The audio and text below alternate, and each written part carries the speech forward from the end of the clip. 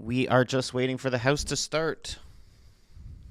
Obviously, they start late on Wednesdays. So I believe Jagmeet Singh was just talking to reporters just a minute or two ago. Let's go ahead and listen to hear what he had to say while we wait. So I'm going to ask two questions about the premiers. First of all, Premiers Fury, Smith, Ford, and so on have been either on Fox News, on CNBC very soon, or going to the United States or holding conference calls with their governors to get the message out. First of all, do you approve of that? Do you like what's happening? And then I've got a second question. Well, we certainly need to get our message out to the United States, but I've seen very mixed messages coming out from some of these Conservative premiers that are not making it clear that we need to defend Canadian jobs. I want to see a strong approach that makes it clear that everyone in Canada wants to defend Canadian jobs, that we reject the misinformation of Trump. We don't want to repeat the same things that he's saying about our borders. It's clearly not true when he says that the Canada-US border is the same as the Mexico-USA border. That's clearly not true. Repeating those lies hurts Canadians, hurts our jobs, and I'm concerned that the Conservatives have not been very strong on that point. So what do you want to see from the virtual meeting of the First Ministers with the Prime Minister? I want to see a clear commitment that we are ready to show strength. What does that mean? We have to show that we are ready to retaliate with tariffs. We need a war room to fight back and protect jobs in Canada, and one that includes unions at the table who represent those workers. We need to show that this is a fight that's going to cost Americans and Canadians. It's going to hurt. So it's not a fight that Donald Trump wants to take. On the checks, are you even gonna let any legislation on that come to the floor of the House if they don't expand it to meet your needs? Yeah, we've been very clear on the checks. We do not believe that checks that exclude seniors and people living with disabilities are appropriate. We think it's wrong.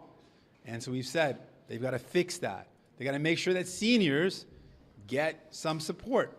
It is wrong that someone earning $140,000 will get a check, but a senior living on their own, barely getting by, gets nothing. That is wrong. We made it clear. If they don't, are you even going to let it get to the House? You didn't answer the question. Are you going to let it get to the floor of the House? The House is gridlocked right now. Are you even going to allow it to get to the House unless they meet your needs? Yeah, we've been very clear. We're not going to support anything that excludes seniors. Monsieur Singh, pour revenir sur le comité, la recommandation d'augmenter le nombre de professeurs musulmans, arabes, palestiniens. The French part. What I understand, to give your support for. Fall economic statement, have you made specific demands to the Liberals that you want to see specific measures in there to give your support for it? For? The fall economic statement. What I understand, the fall economic statement is just an update. If there's going to be any legislation, we haven't seen it yet. We don't know if there's any legislation. We will make a determination on our support, like we said, by a case-by-case basis. So we'll look at any laws and decide, but so far we've not seen any heads up that there's going to be any laws presented. But you have demands to support it. Like to her question, do you have? I've not seen any votes that are coming forward. It's just an update as far as I know. If there's any votes, we'll take a look at it. Voulez-vous que les investissements, les nouveaux investissements à la We need you to not support the fall economic statement. frontière fassent partie? On doit avoir de la force. On doit monter. That's it. That's all he had to say. I wish one of the reporters would have asked him about his Maserati again, because that was hilarious. People need to keep asking him about that. He gets really mad about that. Okay, so the House is on. They're just singing the national anthem. And should be... Why is Greg facing the other way? Oh, he's facing the flag. That makes sense. We should be good. Let the doors be open, que l'on ouvre les portes. Merci. Statements by members. Déclaration de député. The honourable member from West Vancouver, Sunshine Coast, Sea to Sky Country. Mr. Speaker, I rise today to honour a remarkable individual, Barry Janik. Barry served 4 terms as mayor of the town of Gibsons from 1999 to 2011. Known for his smile, humor, and infectious spirit, he was beloved by those that had the pleasure of knowing him. He was a pioneer in advancing smart growth for Gibsons. He spearheaded the development of parks throughout the town, supported the creation of tetra-heated provincial park, and got Gibson's drinking water recognized as the best in the world. A skilled pilot, an environmental advocate that got stuff done, and devoted father, Barry's impact was far-reaching. And his story is part of the fabric of Gibson's, from being an extra in Beachcombers to his work engaging and leading the community.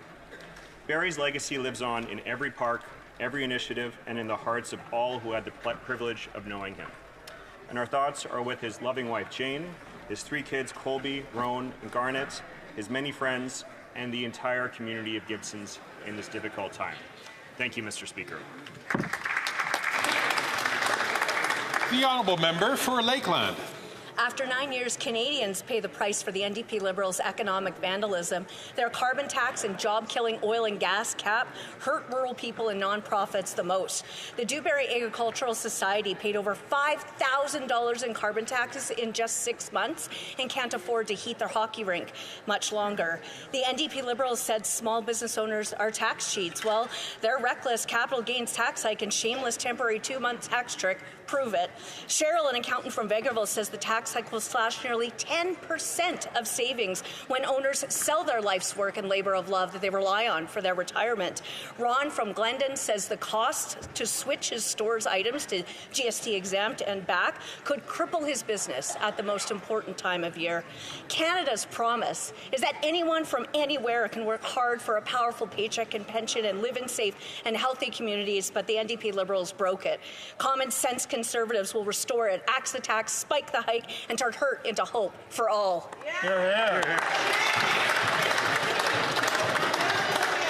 The honourable member for Vaughan Woodbridge. Mr. Speaker, this Christmas season, our Catholic community here in Canada and around the world was blessed to begin this period of prayer and preparation for the arrival of Jesus Christ at the heart of St. Peter's Basilica, when Pope Francis inducted 21 new members into the College of Cardinals. Among them, one of our very own, His Eminence Frank Cardinal Leo of the Archdiocese of Toronto. A proud moment for Canadian Catholics and our proud Italian-Canadian community. Born in Montreal to immigrant Italian parents, Cardinal Leo now is one of the youngest cardinals serving the Holy Mother Church and shepherding Christ's flock courageously. As he witnessed the Church in today's world, Cardinal Leo finds strength in prayer and anticipates that the Lord wants to pour generously into our hearts many graces. May this sacred moment inspire us to live with renewed purpose and generosity throughout the Christmas season and upcoming 2025 Jubilee declared by Pope Francis. I send my congratulations to Cardinal Leo and our entire Catholic community. Mr. Speaker, Buon Natale, Merry Christmas to everyone. What about the churches? The honourable member for Drummond. Offspring of modest French-Canadian families, working class or middle class. With these words, a small group of artists began an artistic and social revolution in 1948, laying the foundations for what would become modern Quebec. The text, Refus Global, is perhaps one of the most fundamental to understanding today's Quebec. Signed by Paul-Émile Bourgeois and co-signed by the Automatist Group, it calls for an end to fear, freedom from the oppression of religion, and the pursuit in joy of our wild need for liberation. Under Bourgeois' name was signed the name of Madeleine Arbour, who has just left us at the venerable age of 101. An extraordinary painter, a genius of visual art and design, a set designer, notably for Giuseppe, and a teacher, Madeleine Arbour contributed all her life to making Quebec a more beautiful and humane place. She was one of the last surviving signatories of Refus Global. What we owe to these women and men is immeasurable. Builders of identity, liberators of people, founders of today's Quebec. To this great woman, our nation is grateful.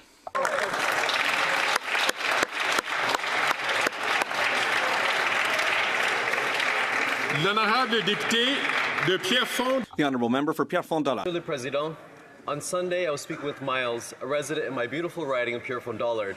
Miles is a young man of 33. He works in transport, and he's also super fit and is training for the Highland Games.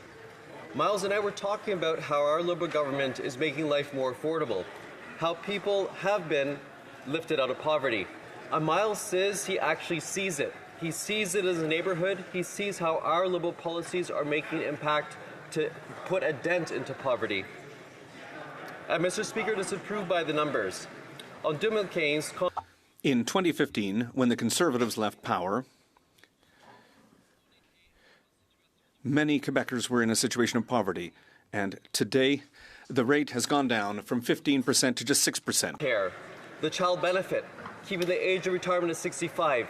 These are Liberals' policies. We are working for Miles and all Canadians. Thank you, Mr. Speaker.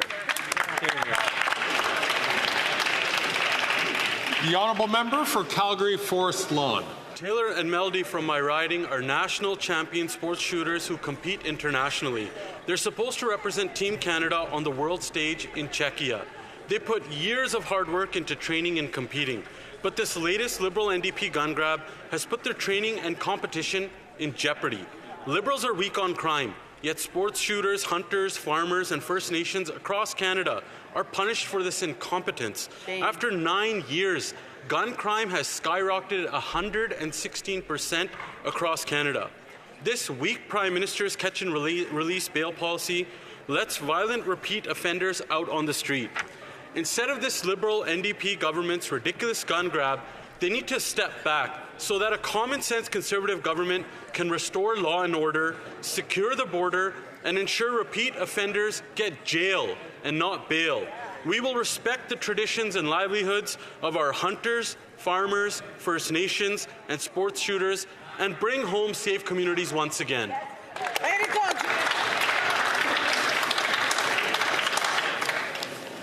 The honourable member for Winnipeg South Centre. Mr. Speaker, my riding of Winnipeg South Centre is home to thousands of older adults. Upon being elected, one of my first steps was to establish an Older Adults Advisory Council. Comprised of nearly a dozen constituents over the age of 65, we meet regularly to discuss issues that are pertinent to them. One of the topics that we have visited on several occasions is the heartbreaking damage caused to individuals and families as a result of dementia. Tragically, many Winnipeggers, including Earl Moberg, have gone missing or been put in harm's way because of this awful condition. Fortunately, Earl and his family have had many champions, like my constituent Ashley Mitchell, who is working hard to draw awareness to this important cause. The Alzheimer's Society of Manitoba, alongside other organizations and individuals like Ashley, continue to serve as wonderful advocates and resources. I rise today, Mr. Speaker, in honor of their work, to draw attention to this plight facing tens of thousands of Canadians across the country, and to encourage all of us to elevate the conversation so that together we can support families, individuals, and our communities alike in the face of these challenges. Thank you, Mr. Speaker. The honourable member for Parry Sound Muskoka. Mr. Speaker, all across Canada, government charges account for more than 30% of the cost of a new home. These taxes block home building and drive up prices for all Canadians. Conservatives offered a plan right here in this House to axe the federal sales tax on new homes under $1 million. This would have saved Canadians up to $50,000 on the price of a new home and would ignite the construction of more than 30,000 new units every single year. The Liberal government's own top housing official confirmed at committee yesterday that this policy would, and I quote, inspire more home building if we can reduce the cost of home building. But the Liberals in the bloc, of course, they voted against it. While this weak Prime Minister continues to borrow money to buy support of the bureaucracy-building mayors, common-sense Conservatives will fight to axe the federal sales tax on new homes under $1 million, saving Canadians thousands of dollars. Let's bring it home. The honourable member for Fredericton. Mr. Speaker, now more than ever, the Canadian Armed Forces need women. Not only do we need to recruit more talented, dedicated women to serve our country, but we need to retain those we already have. Unfortunately, thousands of CAF members experience sexual assault in the military each year, and women are at the highest risk. 80% of sexual assaults in our military go unreported because the survivors do not believe speaking up will make a difference. We must call out the underlying rape culture and act urgently to change it. Bill C-66 introduces changes to the National Defence Act and places investigations of sexual misconduct outside the chain of command and into the public system. It's a start, but it's not enough. Survivors have felt invisible for far too long. I will keep fighting for their voices to be heard. I'll end with an excerpt of a poem written by my constituent, a survivor and a veteran, describing her experience of living with this trauma. It was only one night. Move on, let it go. Forgive and heal is what you say, but for me it has been 10,220 days. 10,220 days of losing my career, my ability to hold a job, my health, my self-esteem, my hope. 10,220 days stolen. But yes, you're right. It was only one night. This has to stop, Mr. Speaker.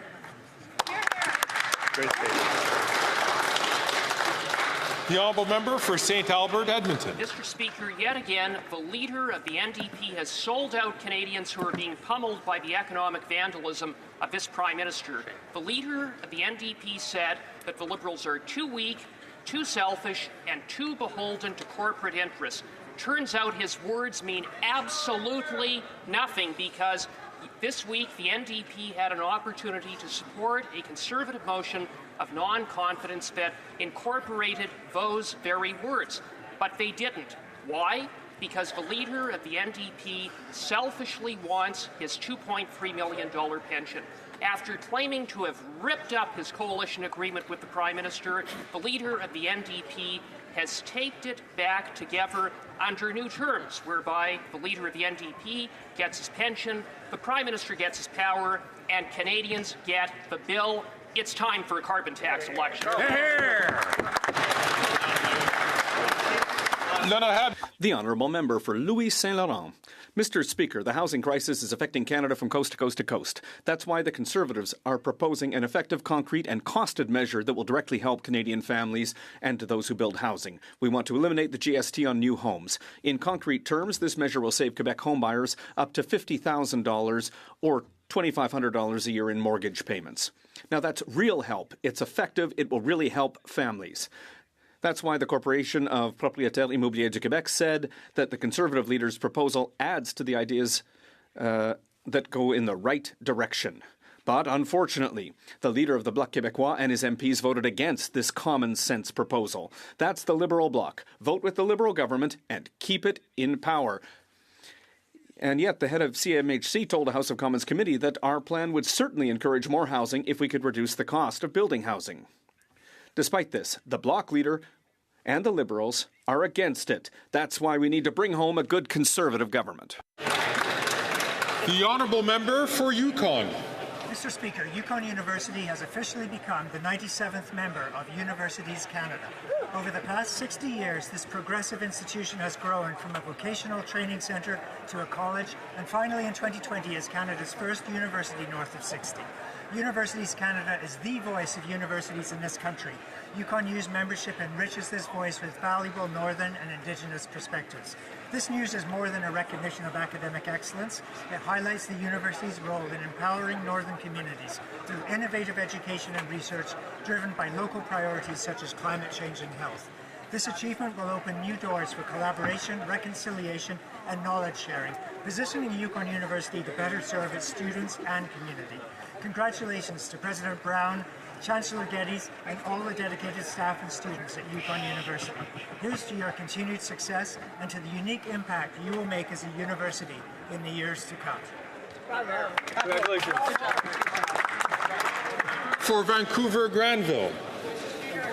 For the holidays, as always, I want to extend my heartfelt thanks to the residents of Vancouver Granville.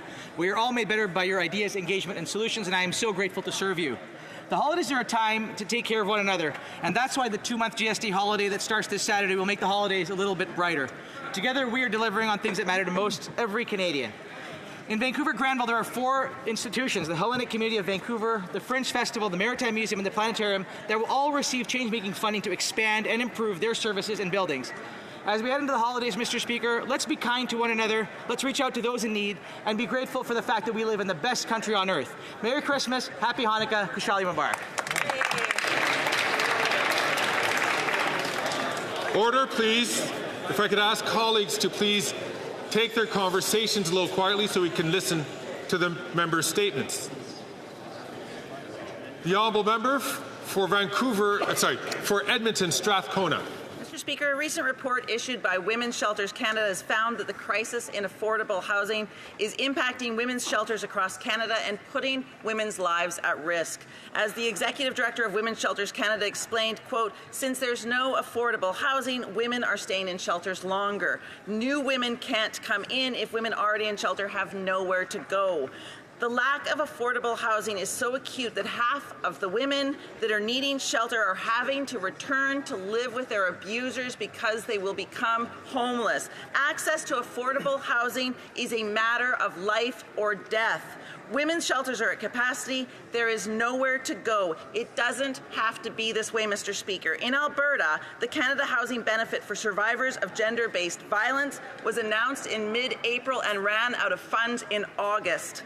The federal government must step up and provide more funding to women's shelters, to the Housing Benefit Program, to build transitional housing, and to non-market and cooperative housing initiatives to create real options for women who are at risk. Hear, hear. Thank you.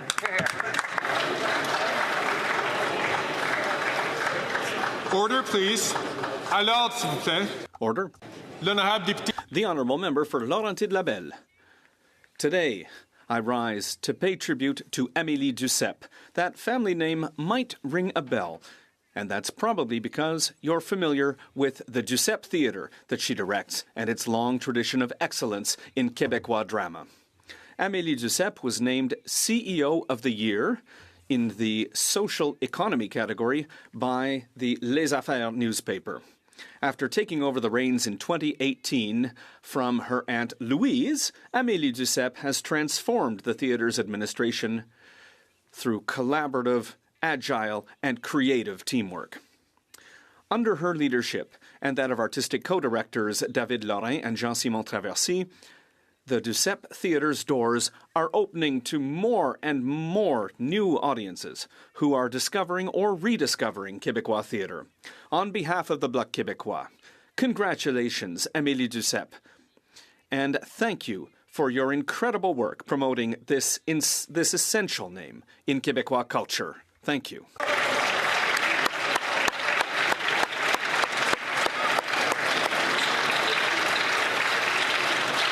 My mic is muted. Pierre's in the house. Trudeau's in the house. Come on, Greg. Questions orales. Let's go.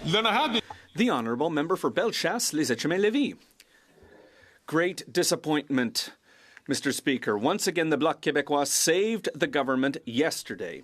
Since the Bloc leader has been in Ottawa, his party has voted for over $520 billion in Liberal spending. That's almost 200 votes in favour of this government. And for what? I ask you, a public service that has practically doubled in size, consulting firms hired again and again, while direct services get worse and worse. The Bloc, which claims to defend Quebec's interests, nevertheless supports spending that feeds an increasingly imposing and centralized federal government. How can they claim, hand on heart, to want Quebec independence, while they actively collaborate with the federal Liberals? That's not how you serve Quebec's interests. Quebecers deserve better than this Bloc Liberal coalition that turns its back on their hopes and on their pocketbooks. They deserve better, a conservative government.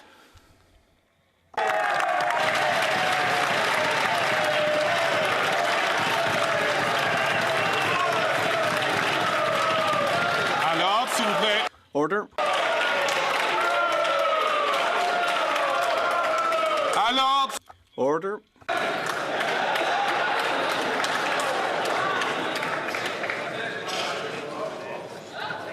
L'honorable.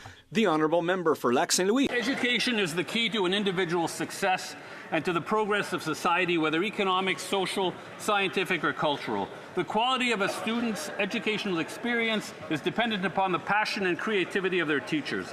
I would like to draw the attention of this House to Rosemary Hill, who teaches grade 7 English at Beaconsfield High School and who is a recipient of the 2024 Prime Minister's Award for Teaching Excellence. Through the use of literature, Ms. Hill turns her classroom into a doorway of discussion of global issues and community involvement. She challenges her students to find and tell stories from and about the world around them. And she shows them that language and literature are tools for communicating narratives essential to personal growth and collective progress. Thank you, Ms. Hill, for being an inspiration to both your students and your fellow educators, and for helping to build a better Canada.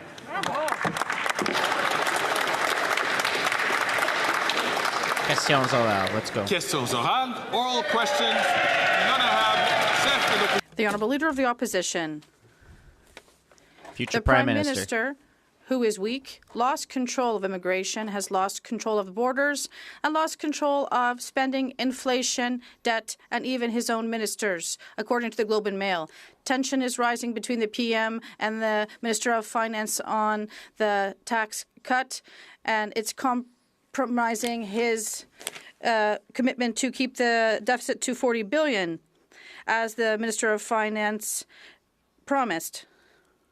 Why is he pushing his finance minister to break her promise on this inflationary deficit?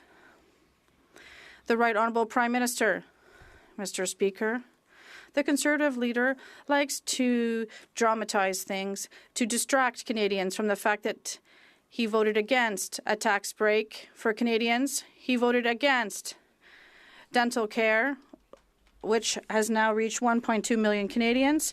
He voted against investment in school food programs, and he continues to try to muzzle his members to prevent them from talking in the interest of their communities, and he refuses to obtain his security clearance to be able to protect our democracy. That's how he wants to distract Canadians. That's a dead horse, man. Leave that horse alone. The Honourable Leader of the Opposition, the Prime Minister, is the one who's trying to muzzle his own Minister of Finance. She made a promise to limit the deficit to $40 billion, to avoid further inflation, which is costing Canadians so much that they can't feed their children. And now he has forced his minister to break her promise. And he's attacking her in the papers. Why is the Prime Minister forcing his minister to break her promise and her credibility? The Right Honourable Prime Minister, as we've just seen, why the Conservative leader keeps on playing these dramatic games. It's because inflation is now at the level that is expected by the Bank of Canada, which has led to a cut in the key rate of 0.5 percentage points. And we are here to help Canadians. We have kept inflation down, but what they have done, they have voted against the school food program to help young people across our country, and he is blocking access to dental care. He is not here to help Canadians.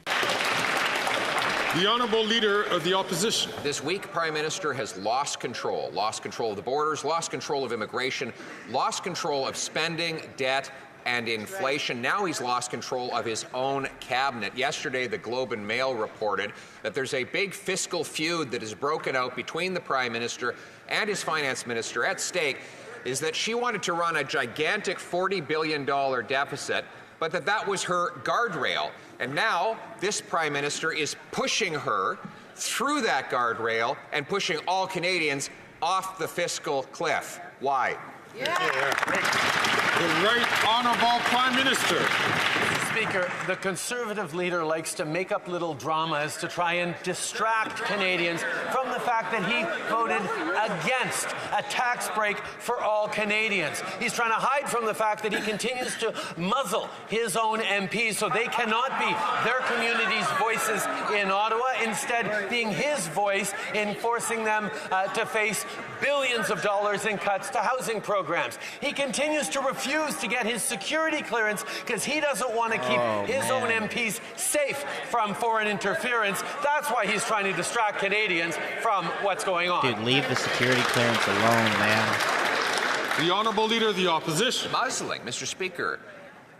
His Liberal MPs are not speaking out against him because he's allowing so much liberty. It's because he's so weak. Right. And there's nothing worse than a weak bully. He's now cracking down on his own finance minister, some feminist. On this side of this House, I lead by inspiration while he leads by intimidation. Hear, hear. Hear, hear. Once again, why won't he follow my inspiration and stand up for the promise that he made to keep the deficit under $40 billion? Hear, hear.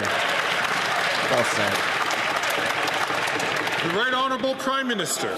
Once again, Mr. Speaker, we see very clearly for the Leader of the Opposition, it's all about him. Well, for us, Mr. Speaker, it's all about Canadians. It's all about giving Canadians a tax break over the next 2 months that the Conservative leader voted against. It's about delivering dental care to 1.2 million Canadians, where 3 million Canadians are already approved to access dental care in the coming year. The fact is, Mr. Speaker, we continue to be there for Canadians. He continues to be there for himself to try and block the help we're delivering to Canadians to make sure everyone thinks everything is broken because he's busy breaking it. He's busy breaking it. You're in power. You can't even get all your MPs to stand up and clap for you. Yeah, half your MPs are sitting down. Order. The Honourable Leader of the Opposition. He's been Prime Minister for 9 years. Let's review the chronology. So, not even 8 months ago, his minister said the deficit would not exceed $40 billion, the guardrail. Then, he went and got his banker friend, Carbon Tax Carney, to become his top economic advisor, stripping the power away from his finance minister. And suddenly, the guardrail was broken. Is he really going to subject his finance minister to the humiliation of reading Carney's fiscal update, which busts through the guardrail? Hear, hear. The Right Honourable Prime Minister.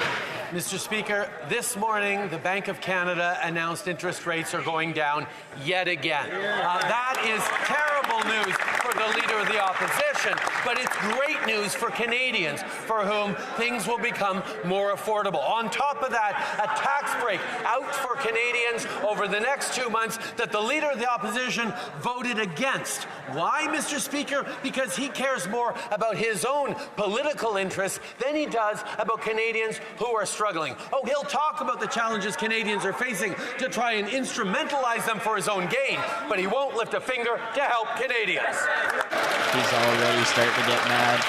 Trudeau's going to blow a bubble. He's going to burst. The Honourable Member for Belleuil-Chambly. Mr. Speaker, the Parliamentary Committee of Justice tabled a report that is literally a trial against Quebec's values, because Quebec is attached to, like most Western countries, to the notion of separating church and state. And I'm wondering what the Prime Minister, to the thousands of Muslims in Quebec who are happy and welcome in their society that has welcomed them.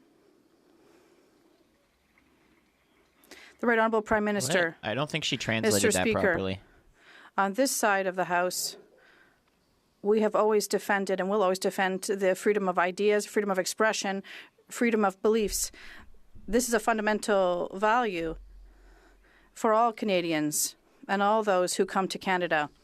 And this is why on this side of the House, we'll always defend individual rights and the Canadian Charter of Rights and Freedoms. This is clear, Mr. Speaker. The Honourable Member for Belleuil-Chambly.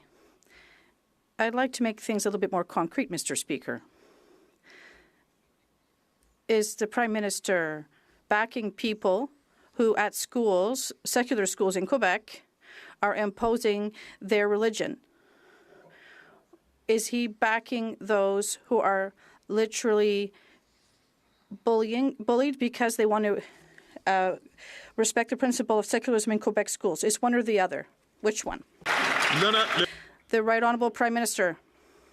Mr. Speaker, very clearly, we will always defend the freedom of religion, freedom of expression, which are fundamental values for all Canadians and Quebecers, and that is why we're moving forward to defend the Canadian Charter of Rights and Freedoms. At the same time, Mr. Speaker, whether it's at independent universities or elsewhere, every institution has the responsibility of hiring the best possible professors and teachers based on merit, and that's what all Quebecers and Canadians expect. The Honourable Member for Burnaby South. Donald Trump is a bully, and bullies prey on weakness. When Trump says jump, the Prime Minister says how high. And when Trump trash talks Canada, the leader of the Conservatives repeats that garbage. And when Trump trolls Canada, hundreds and thousands of Canadians worry that they might lose their job. Why won't the Prime Minister fight back and protect Canadian jobs? Hear, hear. The Right Honourable Prime Minister. Mr. Speaker, the job of a Canadian Prime Minister is to stand up for Canadian jobs, for Canadian workers, the Canadian economy. That is exactly what we are doing with a level of serious and a level of focus and, quite frankly, a Team Canada approach that brings together, the Premier brings together different actors from unions, from businesses, from expertise across the country. That is why we will continue to take this seriously, not freak out like the NDP or repeat the attacks like the Conservatives. We will stand up for Canadians like we have before, as we will again. The Honourable Member for Burnaby South. Either, Mr. Speaker. The Prime Minister is doing nothing while Trump mocks our country.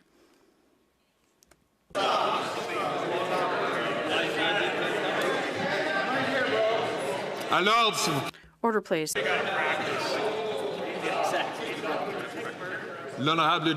Honourable Member for Burnaby South. From the beginning, please.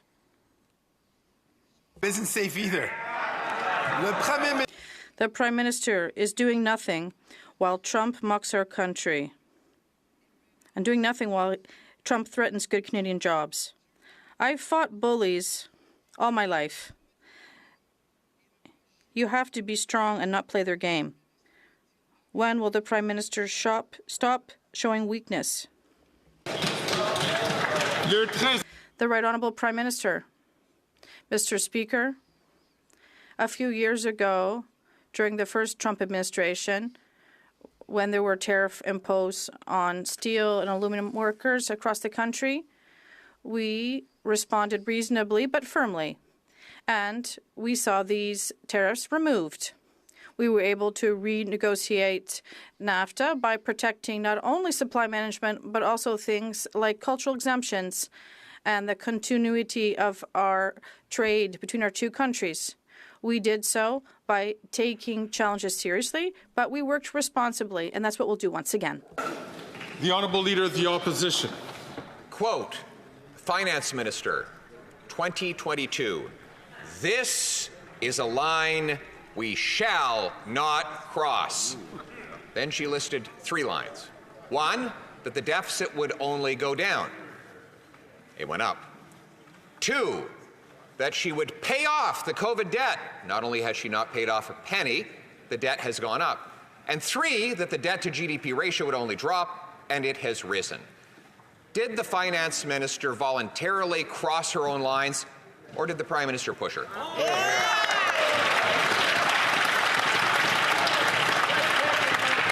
The Right Honourable Prime Minister. Mr. Speaker, the Leader of the Opposition is once again putting on his little dramatic acts because he is trying to distract Canadians from the core facts. Interest rates are down again. Canadians will be getting a tax break over the next 2 months, despite the best efforts of the Conservative leader, who once again, twice this past week, saw that this House has no confidence in him. And third, 3 million Canadians are now approved for access to dental care for the coming year. These are things that he stood against, but Canadians are getting anyway. The Honourable Leader of the Opposition. Mr. Speaker, the Prime Minister is silencing his own finance minister. She was already wildly irresponsible with the public purse, but not irresponsible enough for him. She wanted to keep the deficit at an already massive $40 billion. He said it's not enough. Canadians are not paying enough inflation, according to him. So once again, did she voluntarily smash through her fiscal guardrail, or did he push her? The Right Honourable Prime Minister. Mr. Speaker, the Leader of the Opposition puts on these little performances because he wants to try and distract Canadians from the facts. We have the lowest deficit amongst G7 countries and will continue to. We are the third largest receiver in the world of foreign direct investment, #1 per capita in the G20, because countries around the world and companies around the world have confidence not just in Canada but in Canadians. The question that people should ask is, why doesn't the Leader of the Opposition have confidence in Canada or confidence in Canadians? I know it's Wednesday and colleagues are very enthusiastic to participate, but I'd invite them not to take the floor unless recognized by the Speaker. The Honourable Leader of the Opposition.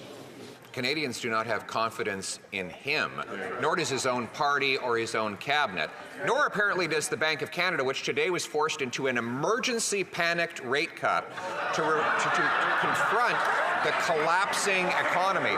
The governor of the bank said the economy is softer than he expected it would be, and despite the fact that inflation is rising, that all 4 measures of it are above the target, he's being forced to cut the rates to save the economy from outright collapse. When will the Prime Minister stop breaking the economy and call a carbon tax election so we can fix it?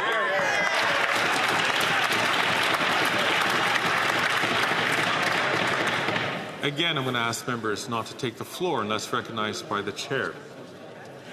The Right Honourable Prime Minister. This is completely illogical. Say that in English. The reality is, Mr. Speaker, he's just making this stuff up in a way you couldn't believe. Inflation has been within the target range of the Bank of Canada for over 10 months now. This is because we have been there to help Canadians with things like dental care, like a school food program, with investments that are growing the economy in a way that has brought down inflation and allowed the Bank of Canada to cut rates faster than just about any other G7 country. We are there for Canadians. He's the one voting against things.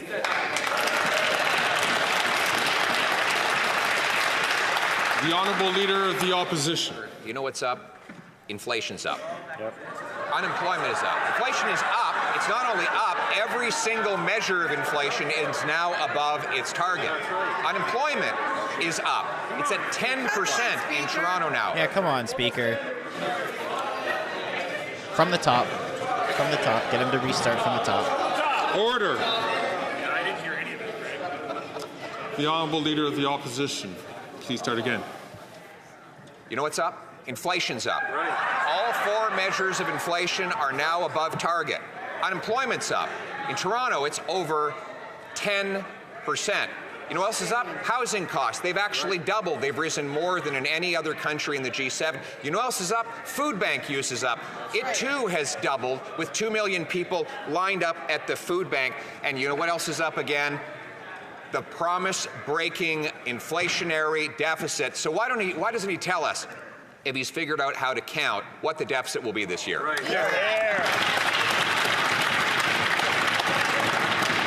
The Right Honourable Prime Minister. Mr. Speaker, one has to take a moment to appreciate how difficult it must be to be the Leader of the Opposition at a time when things are getting better for Canadians. He spends all his time, and has for the past... That's enough.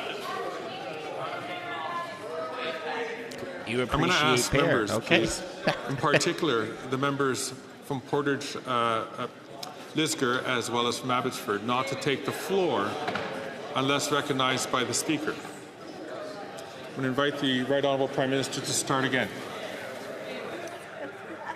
Mr. Speaker, the challenges faced by the Leader of the Opposition is that he's spent so long explaining to Canadians that everything is broken that when things start to get better, he refuses to actually help Canadians. He's voted against a tax break for Canadians over the next few months. He's voted against the dental care that's helped already well over 1 million Canadians. He is stuck in a place where, as Canadians are starting to come through the difficult times the global economy has put them in, he needs to continue to talk down Canadians, talk down our economy, and scare people into voting for him. It won't work. The Honourable Leader of the Opposition. Mr. Speaker, yesterday the bloc voted once again for $21 billion in federal spending from the centralizing government. In total, $500 billion inflationary, centralizing, liberal spending, more power for the government here in Ottawa, less money in the pockets of Quebecers. What did the Prime Minister offer the Bloc leader to convince him to support these big deficits, bureaucracy, and inflation that the federal government is imposing? The Right Honourable Prime Minister. His question, the question that all Quebecers and Canadians should ask is why, on the contrary, is the Conservative Party voting against funds for affordable housing? They voted against military aid for Ukraine. They voted against funding for auto theft fights in Canada, against support to victims of hate crime, against dental care. They voted against the National Food Program for schools. The question isn't why parliamentarians supported this. It's why the Conservative leader stands up against Canadians. He's screaming. I wish we could have got that in English. I wanted to hear him yell. The Honourable Leader of the Opposition, because money is never going to do what he's saying. They're just increasing bureaucracy in Ottawa like they always do. But the Bloc leader says he needs to support the government spending by voting for these appropriations. Otherwise, everything will just shut down like it does in the U.S. But we're not the U.S. If appropriation isn't approved, the government doesn't close, there's an election. It gives people a choice. Will the Prime Minister pay for classes on how the parliamentary system works for the Bloc leader? The Right Honourable Prime Minister. Mr. Speaker, we're starting to get used to this disdain from the Conservative leader against the government, members of the government. But now the fact he's starting to disdain other members of this parliament, other leaders, shows truly his approach, which is truly not worthy of this place or the responsibility that we all have to defend the interests of Canadians. But he cannot explain why he voted against a tax break for Canadians. He can't explain why he voted against dental care for seniors. So he decides to attack and to insult people. Canadians deserve better, Mr. Speaker. The Honourable Member for Belleuil-Chambly. Mr. Speaker, superior education, higher education institutions, are they free, as the Prime Minister says? That's a good question. But what we do know, however, is that education is provincial jurisdiction, and it's up to Quebec to decide what happens in Quebec schools. So I'd like to know, just like the previous question, is the Prime Minister supporting students and professors for sexual education in Quebec, and does he support, rather, those who insult them and use fear for religious reasons? The Right Honourable Prime Minister. Mr. Speaker, regardless of the various jurisdictions across the country, which we do respect, the federal government has the responsibility to ensure that all Canadians are protected by the Canadian Charter of Rights and Freedoms, whether it's freedom of expression, freedom of ideas and beliefs. All of this has to be respected across our country. And obviously, we do respect the work that the provinces do to deliver their education systems, but we will always be here to defend these fundamental freedoms for everyone, particularly for vulnerable children. The Honourable Member for Belleuil-Chambly. There are a few lessons encouraged for what we're seeing in this Parliament, but I'd like to remind everyone there is, in the Criminal Code, a disposition that allows people under a religious pretext to spread hate and to incite violence. Since we don't have courage to do anything else, well, can the Prime Minister end this religious exception and end the legitimacy of this hateful propaganda and this call to violence for religious reasons? The Right Honourable Prime Minister. Mr. Speaker, spreading hate or encouraging violence is always illegal in Canada, and that's why we expect our police forces to be here to protect people and to ensure that the law is enforced. We'll always be here to protect and defend the Canadian Charter of Rights and Freedoms, as well as freedom of expression of religion and ideas in Canada. The Honourable Leader of the Opposition. The Prime Minister and the entire Liberal caucus voted against taking the GST off new homes, which would have saved up to $50,000 for a young couple trying to buy a home, almost $3,000 a year in lower mortgage payments, and would have stimulated an extra 30,000 additional homes built. Even the Prime Minister's own housing advisor said that this was the best housing policy he's seen in a generation. Why does the Prime Minister insist on taxing young people who are struggling to pay the doubling housing costs that he's brought since he took office? Hear, hear. Well said. The Right Honourable Prime Minister. Mr. Speaker, Canadians have long learned that whenever Conservatives make promises, you have to look at the small print. And what the Leader of the Opposition actually proposed was cutting billions of dollars worth of investments to municipalities across the country to create more density, to accelerate the construction of homes, and to cut bureaucracy and red tape. Indeed, members of the Conservative Party have been advocating to invest in their communities, to send money to their mayors. And the Leader of the Opposition wrote a letter in their name saying, no, none of them want those investments in housing. Shame on him, Mr. Speaker. The Honourable Leader of the Opposition. Mr. Speaker, he's again imagining things. His program does not build homes, it builds bureaucracy. The only density is in his head. Our policy was... I'm going to ask the Honourable... What, you can't call someone dense? To withdraw that and to rephrase his question. It's fine. Thank you. It's in his imagination, that's all. Mr. Speaker, the Prime Minister wants to tax people up to $50,000 on buying a home so that he can give more money to the very bureaucrats that block home building. It's not that his housing funds don't help. It's worse. They actually block new home building with more bureaucrats. Why don't we follow my plan to slash the bureaucracy, axe the tax, and build the homes? The Right Honourable Prime Minister. Mr. Speaker, the problem with what the Conservative leader is saying, leaving aside the childish insults, is that his own MPs are going behind his back, pleading to the minister to please send investments to build more homes to their municipalities, are complaining behind his back to the CBC that they can't stand up for their communities. Mr. Speaker, MPs are supposed to be their communities' voices in this place, but he gives them a whap on the knuckles if ever they dare be anything but his voice in their communities. Before the Honourable Member takes his seat, I'm going to ask the Honourable Member from Niagara Falls to please not take the floor when not recognized. The Honourable Member.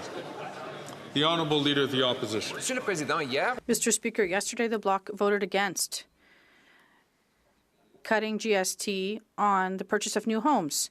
So I just want to understand, a so-called sovereignist party wants to take money out of young Quebecers' pockets who are buying homes, to give it to the most centralizing government in our history, the battled federal government. How come a sovereignist party wants to concentrate power and Quebecers' money here in Ottawa?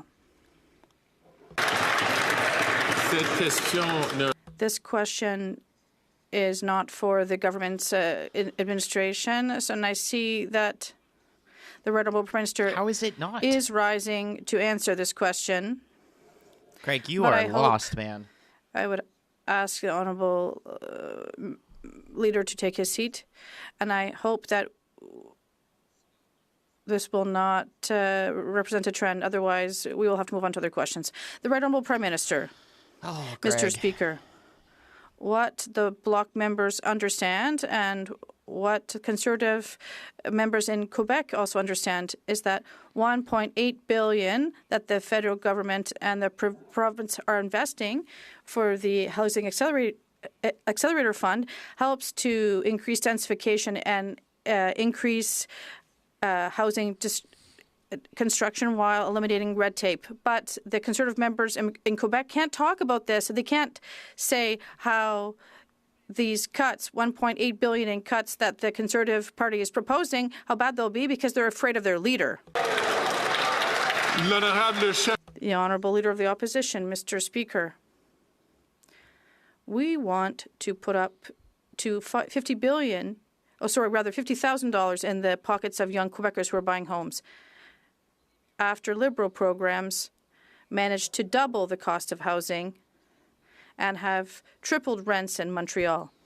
The Bloc is voting to feed federal bureaucracy with the money of Quebecers. It's only the Conservative Party that is in favour of sovereignty for young Quebecers to be able to keep their own money in their own pockets.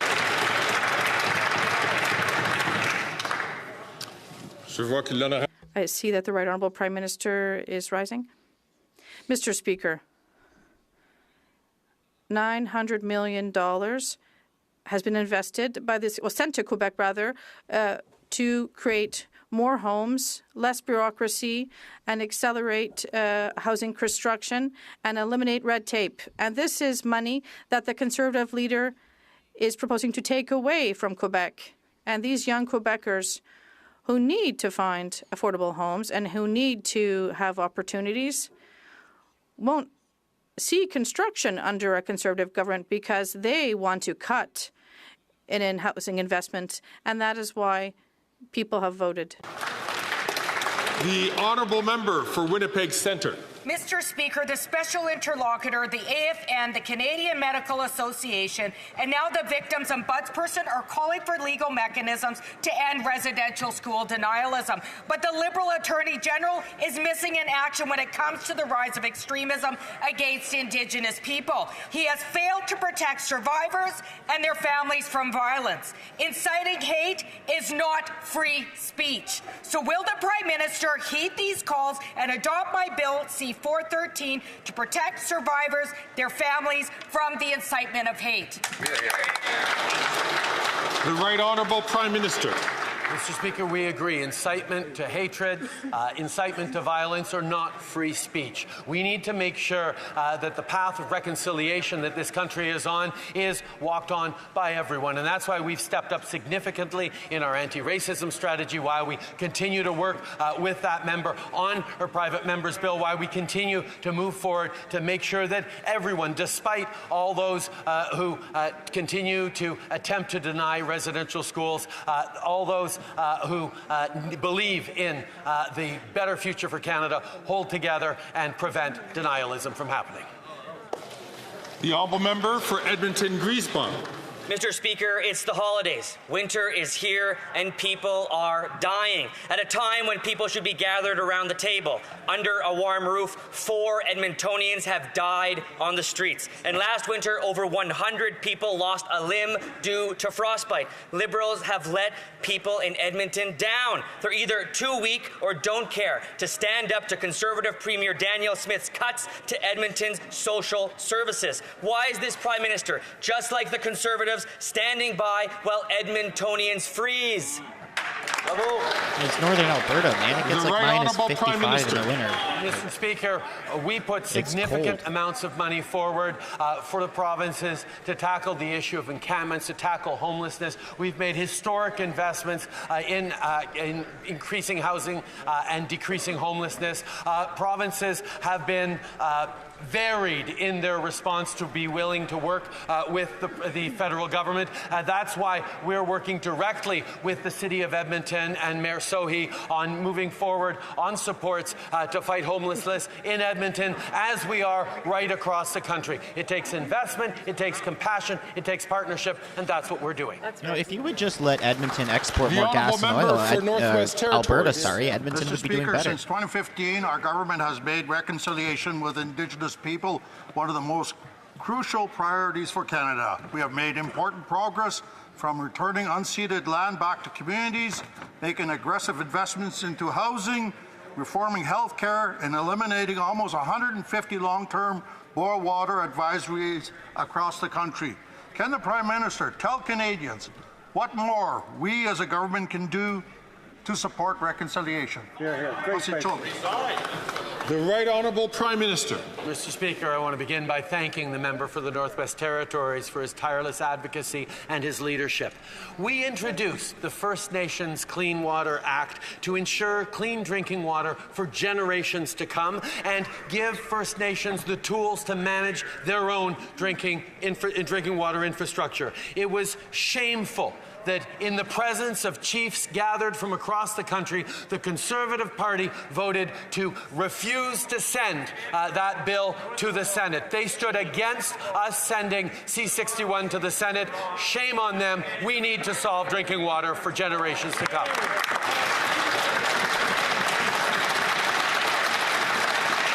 Back to Pierre. Let's go. The Honourable Leader of the Opposition. This week, Prime Minister has lost control of our borders. He started by teaming up with the British Columbia NDP to decriminalize fentanyl. He has kept the fentanyl precursor, 80% of fentanyl precursor ingredients legal. He allows 99% of shipping containers to come into our country uninspected. And he passed C5, which gives house arrest to the kingpins who produce this poison. Will he reverse his radical liberalization of drugs so that not one more mother will have the heartbreak of losing a child to overdoses? Here, here. The Right Honourable Prime Minister. Mr. Speaker, the toxic drug epidemic has been hitting hard in communities right across this country and indeed across North America. That is why we have been stepping up in an evidence-based, compassion-based, public health-based approach to solving for the opioid epidemic and the toxic drug crisis. We're going to continue to lean on scientists and researchers and compassionate frontline workers as we invest to support Canadian families from coast to coast to coast. It is not more ideology proposed by the Leader of the Opposition that is going to solve this. It is the careful application of reasonable responses. That's great. The Honourable Leader of the Opposition. It is his weird, woke liberalization ideology that has caused the 47,000 deaths and the 200% increase in overdoses. But just like he has lost control of the drugs, he's lost control of immigration. Don't take my word for it. The Globe and Mail said, and I quote, the Liberal government lost control of Canada's immigration system, highlighting that there are now 30,000 people who have been ordered deported that the Prime Minister has now lost track of. Like everything else. What's his plan to find them and Yeah. deport them? Here. The Right Honourable Prime Minister. Mr. Speaker, despite the Leader of the Opposition trying to pretend it's not true, Canada remains the best country in the world. And the fact that we are facing significant challenges like other places around the world doesn't take away from that. We will continue to roll up our sleeves. We will continue to defend Canada's interests, defend Canada's borders, work with our partners in the United States. The Leader of the Opposition can't help himself from talking down Canada and Canadians. We're going to work with Canadians, with provinces in a Team Canada approach and protect Canada's structures and systems. You're not doing any of that. The Honourable Leader of the Opposition. We have the best country with the worst Prime Minister, Mr. Speaker. Here. Well said. Well said. He's weak, woke, and wasteful, and he's lost track of 30,000 people who've been ordered deported but have now vanished. Now, we have millions of other people who are going to come up for exit when their permits and visas expire over the next year and a half. And the Prime Minister won't tell us what's the plan to get the people out of the country who are not supposed to be here. That's what I'm The Right talking Honourable about. Prime Minister. I'm glad he's saying Speaker, that. Canadians continue to have confidence in immigration as a good thing for our economy, good thing of our country, because they know we have a strong and rigorous immigration system that adjusts depending on the needs and the opportunities for Canada to grow and integrate more people. That is what we are continuing to defend. That is what we fight for every single day. While the Leader of the Opposition talks down Canada, talks down Canadians, and puts partisan attacks ahead of reasonable policy solutions, we're going to do the work necessary to protect Canadians and protect our immigration system. That's great. The Honourable Leader of the Opposition. Encore une faible réponse. Once again, a weak answer from a weak Prime Minister who has lost control of our immigration system. Three Chileans here illegally escaped from a center in Laval. These 3 fugitives can be added to 750 individuals who can be considered dangerous in Quebec, and that this government is unable to get out of the country. And we've learned that this government has literally lost track of 30,000 people under expulsion orders. What is the plan to get these people out of the country? The Right Honourable Prime Minister, Mr. Speaker, over recent years, we have significantly invested in our border security services. We have invested in our police services. That's a real contrast with the Conservatives who fired 1,100 border agents when they were in power. They have made cuts to law enforcement. They have made cuts to the border. They have chosen to harm Canada's security and to instead promote dangerous weapons. And that is why we have put an end to the ability to purchase assault-style weapons. The Honourable Member for Belleuil-Chambly. Well, I perhaps have a strange question for the Prime Minister. The Conservative leader is taking advantage of his position to say whatever he wants about the Bloc Québécois, about me, about Quebec. And yet, with remarkable cowardice, for over a year, he has been refusing all of the invitations to public debate that I keep sending him. And today he has gone even farther. Is the Prime Minister not concerned about the fact that the Conservatives keep passionately pushing the Bloc Québécois to be even more sovereigntist than it is now?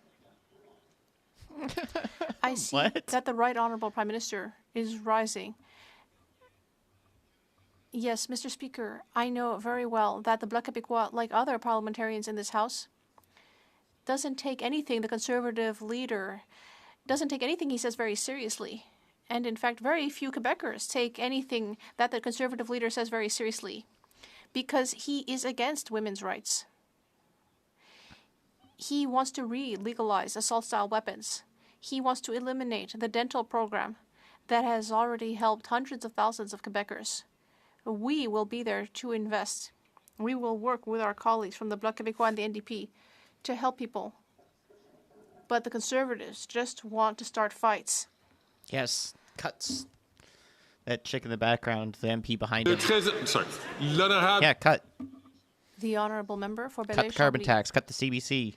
Well, Mr. Speaker, cut wasteful money abroad. Something that is happening now is that a parliamentary committee of the House of Commons is attacking Quebec. The Conservatives seem to have trouble coming up with any new questions. Same thing for the answers. It's like a broken record. We're not facing the challenges that we should be dealing with in this Parliament. Is it not time to wish each other a happy holidays and say that when we see each other again, it will be because there's an election? The Right Honourable Prime Minister. Alors, s'il vous plaît. Le très honorable Premier Ministre. Cut money to Liberal insiders. I agree as well. Mr. Speaker, I'm always very happy to wish anyone happy Christmas. But we still have work to do, Happy Mr. Christmas? Speaker. Merry Christmas, buddy. We have a fall economic statement to present that will deliver help for Quebecers and Canadians. We will invest in our future at a time when we are facing challenges with the Americans. We have work to do in the spring, in the next parliamentary session, to add people to the list of those eligible for dental care. We will be there to offer free medication and free insulin for those who need it. We will be doing the work that we need to do. Le chef de l'opposition. Oui, alors. The honorable leader of the opposition. Yes, it's time for a debate. It's time for an election, Mr. Speaker. Just yesterday, the Bloc Québécois repeatedly voted against an election and voted for keeping this government in power. The leader of the Bloc Québécois will have to face the fact that the Conservatives want to cut the GST on new housing, but the Liberals want to do the opposite. The Bloc Québécois wants to increase the bureaucracy. The Bloc Québécois wants to make the bureaucracy bigger. We would get rid of it. This is the kind of choice that Quebecers are facing. Once again, we're hearing questions coming from all parties that have nothing to do with the federal administration, but I see the Prime Minister is rising. Well, Mr. Speaker, yesterday we voted for all sorts of things. For example, the Holocaust commemoration program, the Canada Housing Benefit, and all sorts of other things. But the Conservatives voted against that. We voted for emergency funding for veterans. We voted for the National Child Protection Strategy to protect them from online harms. But the Conservatives voted against that. Yes, I recognize that parliamentarians from other parties voted in favor of all those good things. But the Conservatives are constantly voting against what is actually going to help Canadians. The honourable leader of the opposition. Minister who's lost control of spending, debt, and inflation. Workers are now forced to fight to make up lost wages. That's why last year Canada had more strikes than any year since 1981. That is since the last Trudeau was breaking the country and its economy. Now, Mr. Speaker, Canadians are suffering because they can't get their donations to charities, small businesses can't get their payments, and the economy is losing millions. Will he sit down the two sides, get a deal, and put an end to this dreadful strike? The Right Honourable Prime Minister. Unlike the Conservative Party, whose attacks on unions are well documented from 575 and 377, their anti-union bills that the Leader of the Opposition voted for, from continually choosing to use back-to-work legislation, as they did time and time again, we believe that the best deals happen at the bargaining table, which is why the Minister has got the two sides of Canada Post together to try and find a solution that will work. Mr. Speaker, we know small businesses are hurting, Canadians in rural and remote areas are hurting. We will continue to look to help them, and we get this resolved the right way. The Honourable Leader of the Opposition. Il est faible. Il a perdu le... He's weak. He has lost control of spending. He has lost control of the debt and of inflation, which means that workers need to fight for a pay rise. And last year, we saw the highest number of strikes since 1981. Which was when his father broke the economy. And now there's a strike at Canada Post, which is hurting our economy, small businesses, nonprofits. When will the Prime Minister get both sides of the table to put an end to the strike? The Right Honourable Prime Minister. Mr. Speaker, the Conservative Party's hostility to workers, towards unions, is well documented. I don't need to say anything more about it. But what we will do is ensure that the best possible agreements are brought to the negotiation table, and that's why we encourage all parties to continue to negotiate, because we know everyone is struggling. Non-profits are struggling. Canadians in remote and rural areas are struggling. They depend on Canada Post, and that is why we need solutions, and we are working on that. Honourable député de Saint-Laurent. The Honourable Member for Saint-Laurent. Mr. Speaker, last week was the 35th anniversary of the École Polytechnique massacre. Quebecers and Canadians from throughout the country mourned the 14 women who were murdered due to a sadistic act of gender-based violence. Over the last few years, there have also been horrendous tragedies due to mass shootings in places like Portapique, Truro, and Quebec City. Can the Prime Minister tell us about the government's measures to protect Canadians from gun violence? The Right Honourable Prime Minister. Mr. Speaker, I'd like to thank the member for St. Laurent for her question and her hard work. Unlike the Leader of the Conservatives, we will always prioritize the safety of Canadians, not the gun lobby. Thanks to our gun buyback program, we will be removing assault-style weapons from our communities.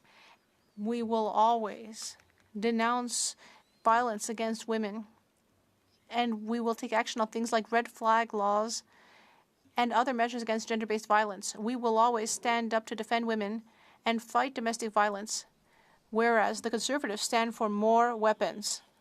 Well, let's see what the police have to say about that after a 116% increase in gun crime under this Prime Minister. And a repeat violent offender out on early parole allegedly murdered a 34-year-old woman in Toronto on Sunday. The Toronto police had this question, and I quote, "For the Prime Minister, how was this person, with their history, allowed to access a firearm and be alone with a partner when they were supposedly living in a supervised community setting? What answers are you providing to the victim's family or our communities who continue to see the heartbreaking results of your weak policies on crime?" End quote. Hear, hear. The Right Honourable Prime Minister. Speaker, despite Conservative opposition, we continue to move forward on bringing in red flag laws and yellow flag laws to make sure that people who are charged with domestic violence don't have access to firearms. Conservatives stood against that and fought against that every step of the way. Just like they're working hard to make legal again assault-style weapons that we rendered illegal in this country 4 years ago. They want to unfreeze the handgun bans, and last time they were in office, they cut 1,100 workers from CBSA to help, who were there to prevent illegal guns flowing in from the United States. The Honourable Leader of the Opposition. He has not banned a single gun. He's spent over $60 million to fail to take a single gun off the road. He's had to give it an amnesty to reverse all of the announced gun bans that he did, standing in front of a cartoon image of a scary Hollywood-style gun. And what has been the sum total of all of this? A 116% increase in gun violence since he became Prime Minister.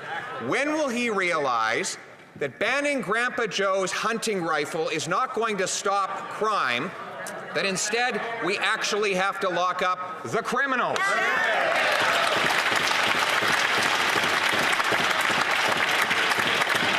The Right Honourable Prime Minister. Speaker, instead of trying to scare Grandpa Joe, he should be honest with Grandpa Joe in that we have banned assault-style weapons, and already we've seen thousands of assault-style weapons collected and destroyed.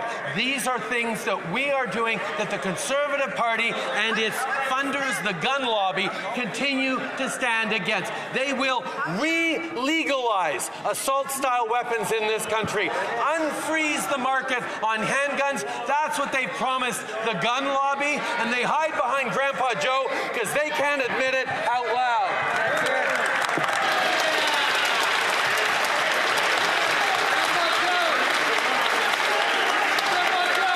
Order. Grandpa Joe.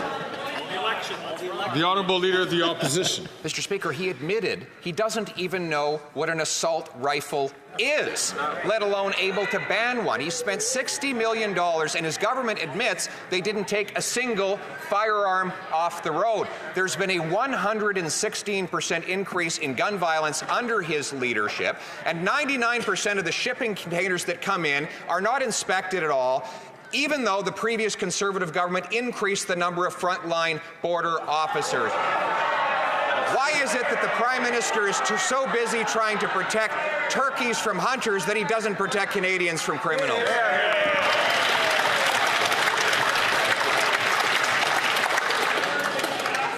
Order. The Right Honourable Prime Minister. Mr. Speaker, not only has this House defined what an assault-style weapon is in law, the RCMP are now acting on that classification.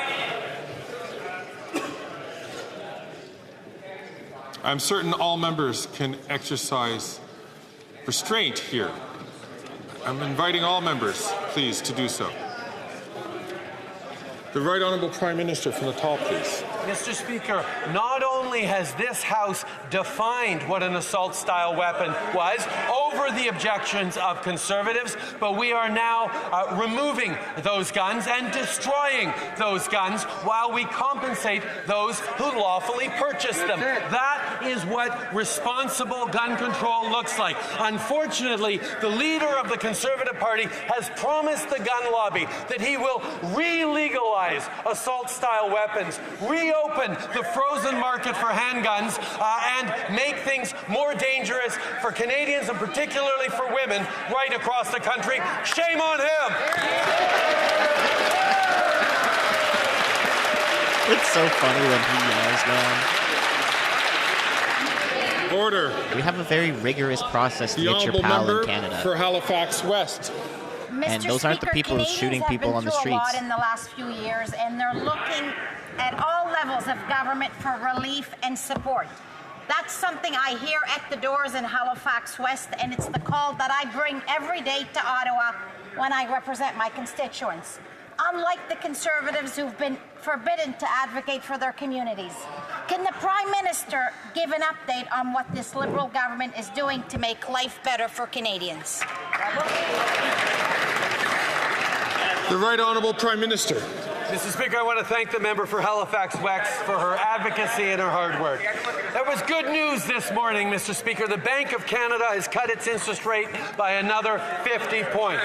And today, we announced that 3 million Canadians have been approved for dental care, with more than 1.2 million Canadians, mostly seniors, already having received care. But the good news doesn't stop there. On Saturday, a tax break will go into effect for all Canadians, Mr. Speaker. The Conservatives voted against it, but it's real. Canadians are going into Christmas and the holiday season with lower interest rates, lower taxes, and more money in their pockets. More money in their pockets. The money that you took, you're giving back to them. And the a small portion of it. For Courtney Alberni. Mr. Speaker, forest biomass energy production has the potential to provide Canadian electrical grids with a sustainable source of energy. This will also create high-paying jobs for rural communities like the paper mill in Port Alberni. The U.S. Inflation Reduction Act includes tax incentives for biomass, putting Canada's forest sector at a competitive disadvantage. The Liberals promised a clean technology and electricity investment tax credit in 2023, but failed to deliver. Will the Prime Minister finally commit to the timely passage of these tax incentives to help protect Canadian jobs in the forest sector? The Right Honourable Prime Minister. Mr. Speaker, biomass is an important part of the solution as we move forward into being more reliant on renewable energy and understanding how important our forestry industry is, not just for creating good jobs and goods to export and build homes with, but also contributing to our energy opportunities and challenges. We will continue to stand up for innovation in our energy industry. We will continue to stand up for energy workers right across the country in all industries as we work to decarbonize, as we work to invest and innovate, and as we create a better future for all Canadians. The Honourable Member for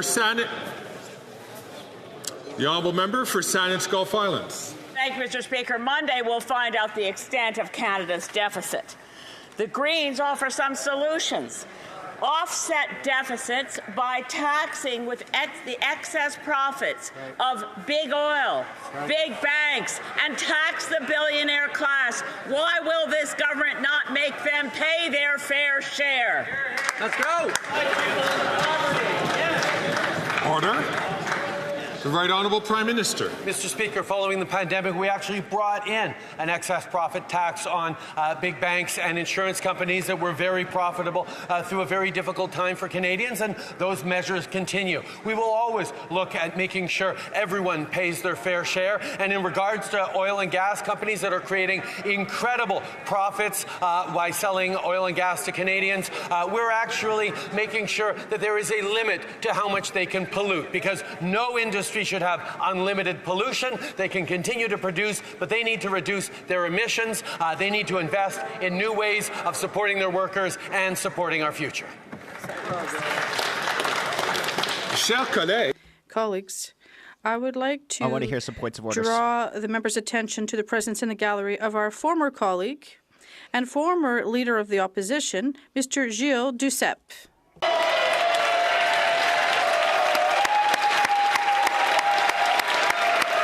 I'm too young to know who this guy is. I have no idea who this guy is. Gilles Duceppe.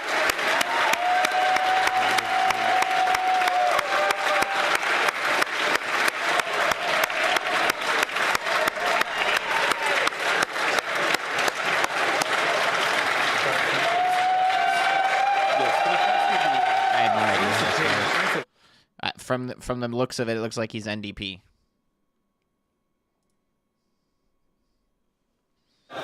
I see that there are a number of points of order. Je vois qu'il y a... Previous leader of the bloc. Got it. Thanks, guys. Points of order. That makes sense. His name's French. I Leader of the government first, in the House of NDP. Commons. Thank you, Mr. Speaker. Mr. Speaker, there have been discussions amongst the parties, and if you seek it, I believe you will find unanimous consent for the following motion. I'm going to ask all members, please, to listen carefully, because I know that the whips of the respective parties are trying to listen to this question. The Honourable Government House Leader, she wants to begin again. Thank you, Mr. Speaker. There have been discussions amongst the parties, and if you seek it, I believe you will find unanimous consent for the following motion. That notwithstanding any standing order, special order, or usual practice of the House, at 4 p.m. on Monday, December 16th, 2024, the Speaker shall interrupt the proceedings to permit the Deputy Prime Minister and Minister of Finance to make a statement followed by a period of up to 10 minutes for questions and comments. After the statement, a member from each recognized opposition party and a member of the Green Party may reply for a period approximately equivalent to the time taken by the Minister's statement, and each statement shall be followed by a period of 10 minutes for questions and comments. Thank you. All those opposed to the Honourable Minister moving the motion will please say nay. We don't have a choice. Agreed. La Chambre a entendu l'énoncé. The House has prefer heard you the table wording that of the today, question. but- All those opposed to the motion, please say nay. Adopté.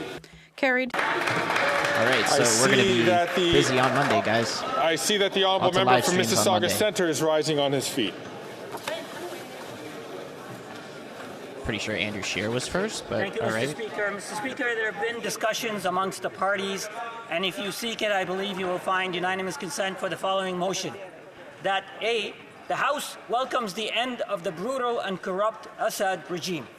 B, Canada has been and will continue to be a friend to the Syrian people who have the right to live in peace and dignity. C, in this time of great uncertainty for their country, Canada stands in solidarity with the Syrian people as they pursue their legitimate aspiration to build an inclusive state for all. D, the House calls on the Canadian government to help advance efforts for a democratic Syria that respects the right of all of its people. And E, we call on the transition government to reject extremism and support an inclusive government that represents the diversity of Syrians. All those opposed to the Honourable Member moving the motion will please say nay. Agreed. The House has heard the terms of the motion. All those opposed to the motion will please say nay. Carried.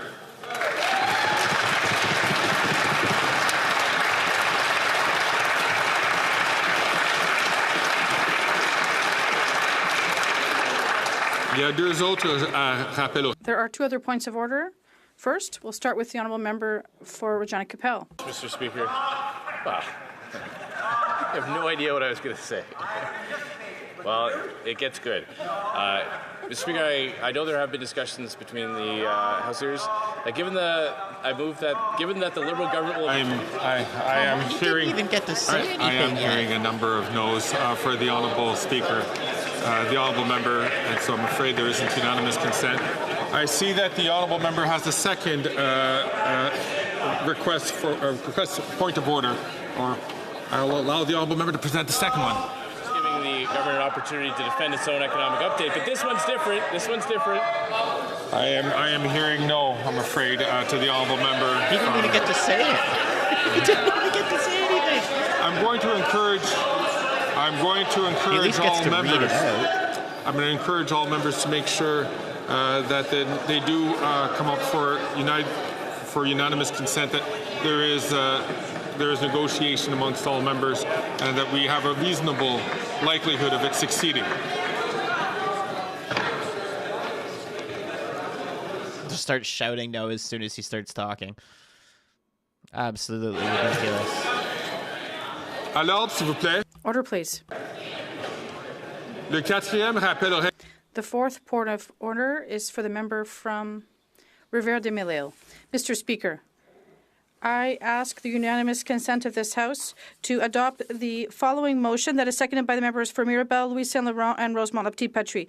Given that the construction of Mirabel Airport led to the forced expropriation of thousands of families in 1969, that the families who lost their homes, their land, and their community as a result of this forced expropriation are suffering from the trauma of this unspeakable pain, and that due to the end of its commercial flights at Mirabel Airport is now closed to the public, that this House officially apologize to the residents of Mirabel who were expropriated in 1969. Thank you, Mr. Speaker. 1969? All those who are opposed that the honourable member move this motion, please say nay.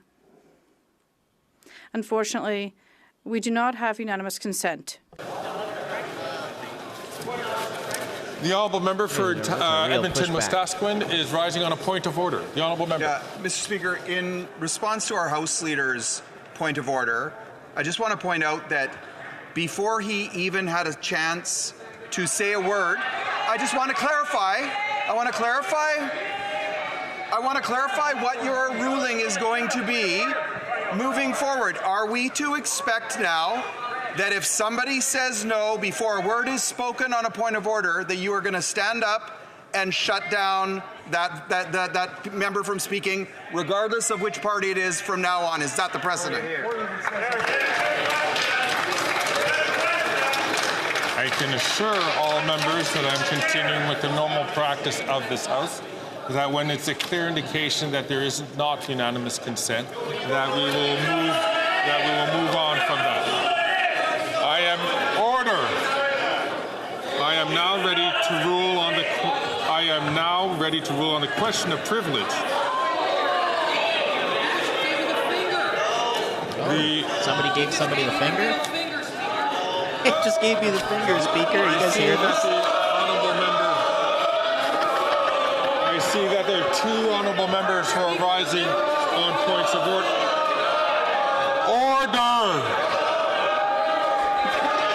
What's going on, man? I see that there are members who are rising on a point of order.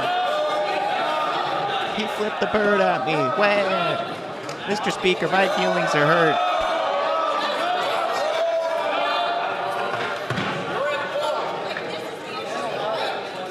The Honourable Parliamentary Secretary to the Government House Leader.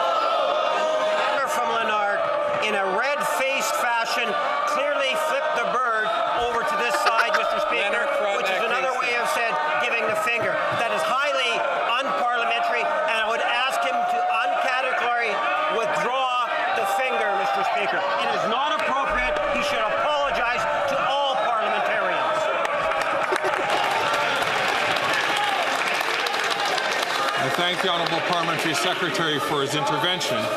I'm going to invite, that is Frank, an important issue which is being raised.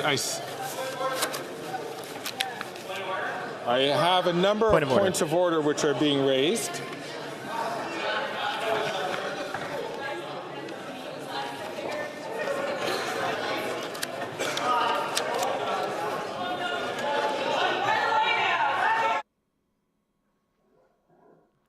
What are you muting the mic for, man? We want to hear the hooting and hollering. I see that there are a number of members who are rising on a point of order. I see the honourable member from North Okanagan, Shuswap, followed by the member for Edmonton, Griesbaugh, and then followed by the member from Lanark, Frontenac, Kingston. The honourable member. when the parliamentary secretary was making a statement, I could not understand what was being said through the interpretation because you have failed to keep order in this place. Please correct that so we can hear what's being said. Hear, hear. There was a lot of heckling and Greg wasn't saying anything. I'm going to leave. I appreciate that the honourable member points out that order, please. I appreciate that the honourable member is raising an issue in terms of interpretation not being provided, and that is a fair point. I will then allow the honourable parliamentary secretary to rise again. However, I think to respond once again to the member from Edmonton Westaskoin, when it was made clear to me, when it was made clear to me that the honourable member from Regina Capel was rising on seeking a unanimous consent, once there is indication that there is no unanimous consent, you pass on to other things. As opposed to what the parliamentary secretary to the leader of the government in the House of Commons was rising on, it was not a point of order, it was not a unanimous consent that he was seeking. He was making a point of order, which doesn't require unanimous consent. So that is the reason why I allowed the member to stand up. So, the honourable parliamentary secretary to the leader of the government in the House of Commons. The point he was making was that there was heckling and you weren't controlling it. My point of order was with respect from the member from Lanark, Kingston. Oh. I might have to who ultimately, in a very angered, red-faced manner, flipped the bird to the government. And, Mr. Speaker, that is highly inappropriate, and the member knows that, and he should be uncategorically just apologize for the manner in which he expressed himself. That's what we're asking him to do. So, Scott Reed. I did say I'm going to get to the order. I did say order, please. I did say I was going to get to the honourable member from Lanark, Frontenac, Kingston, but I did have the member from Edmonton, Griesbach also waiting patiently. Is this on the same point of order, the honourable member? Mr. Speaker, I bore witness on the same point of order to the member from Lanark, Frontenac, Kingston in an outrage, disgracefully disgraced this place and all members by yelling, not during his turn, and then giving you the finger, Mr. Speaker. We expect this place to have a level of decorum and a level of respect, and that member has demonstrated multiple times a breach of the very important decorum of this place. He gave the finger, and I witnessed it. Many members seen it, and we would expect an apology and a withdrawal, and we demand that he understand the severe issue. That's rich coming from you guys when you were taken out from the sergeant. The sergeant at arms had taken you and three other NDPs out because you were heckling MP Barrett. The honourable member. Mr. Speaker, I've been a member of Parliament here for 24 years. This is the first time I flipped the bird to anybody. To correct the member, it wasn't to the government, it was to the member from Kingston, the Islands, but of course nobody deserves that, and I withdraw it and apologize to the House. There you go, own it like a man. Appreciate that.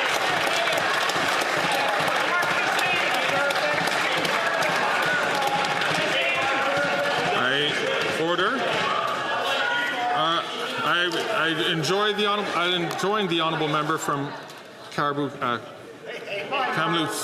please. Hey, I'm right here, bro. The honourable member from Kingston and the Islands. I certainly accept that apology, and I take no offense to it, Mr. Speaker. It's certainly, maybe it's just a Kingston thing, so it's fine. I'm glad we'll consider this matter closed. Now, there are some other members who are rising on a point of order. Should we let us move on? Thank you. I'm now ready to rule on the question of privilege raised on November 29, 2024 by the member for London Fanshawe concerning alleged intimidation during the proceedings of the House. In her intervention, the member claimed that before and during the taking of the last recorded division on Thursday, November 28, 2024, the disorderly behaviour of many Conservative Party members reached an unacceptable level. She alleged that members were disruptive to the point where she and her colleagues could not hear their names being called by the table officers. Furthermore, she indicated that her caucus had, prior to the vote, alerted the chair and the table to the possibility of intentional disruptions because of what she felt was inappropriate behaviour in the shared opposition lobby. Order, please. Oh, this is about the NDP's thing when they went up to MP Barrett. This is what I was just talking about. This made it difficult for her to carry out her duties as the Deputy House Leader for the NDP and constituted a breach of privilege and even a contempt. The member described the behaviour of the Conservative Party members, both in the House and in the lobby, as unacceptable, toxic, and designed to intimidate other members as they carried out their parliamentary duties. Le député de New Westminster Burnaby a pris la parole. The member for New Westminster Burnaby weighed in to support the member's question of privilege. In addition to commenting on the lack of decorum during the vote, he alluded to what he considered as other objectionable behaviours by some Conservative Party members, whom he accused of being inebriated.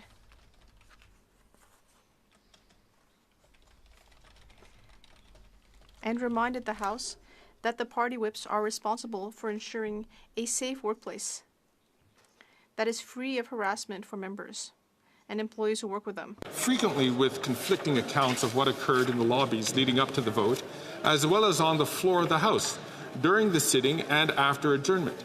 In particular, the House Leader of the official opposition rose to fully deny the accusations made by the member for London Fanshawe and the member for New Westminster Burnaby.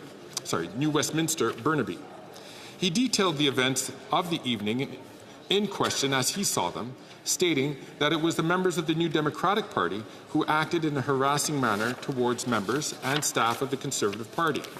He argued that if any contempt occurred, it was a result of the behaviour of New Democratic Party members who stormed up the aisle to confront the chair at the adjournment of the House and then approached the Conservative benches to confront some other members. He therefore requested that the member for London Fanshawe withdraw her question of privilege. La présidence traitera en premier lieu des préoccupations. The chair will first deal with concerns about behaviour in the opposition lobby. As described in House of Commons Procedure and Practice 3rd edition at page 295, and I quote, "Connected by doors to the chamber, the lobbies are furnished with tables, armchairs, and office equipment for members' use. Members attending the sitting of the House use the lobbies to conduct business and are able to return to the chamber at a moment's notice. The party whips assign staff to work from the lobbies, and pages are stationed in the lobbies to answer telephones and carry messages. The lobbies are not open to the public. Security staff control access to the lobbies in accordance with guidelines set by the Corporate Security Office after consultation with the whips." Unquote.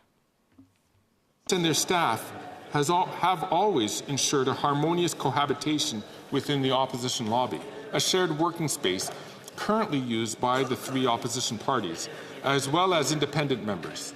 By tradition and convention, the lobbies have been viewed as a sort of sanctum that affords members and caucuses the needed privacy to plan and coordinate their work in the chamber. Okay, where are you going with this? Get to the point. Lobbies are not an extension of the House chamber, at least not in terms of its deliberative function. Yeah, we know that. Ultimately, how lobbies operate and are regulated is an administrative matter under the purview of the Board of Internal Economy, as are other working spaces beyond the chamber.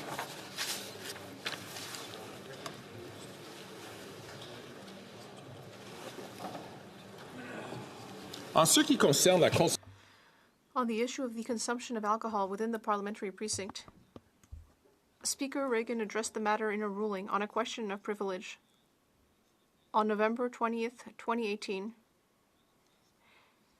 at page 23,625 of the debates. Quote, subsection 52.3 of the Parliament of Canada Act gives the Board, not the Speaker, the legal authority to act on all financial and administrative matters respecting A, the House of Commons, its premises and its staff, and B, the members of the House of Commons. Accordingly, the right forum to raise such matters remains the Board of Internal Economy." Unquote.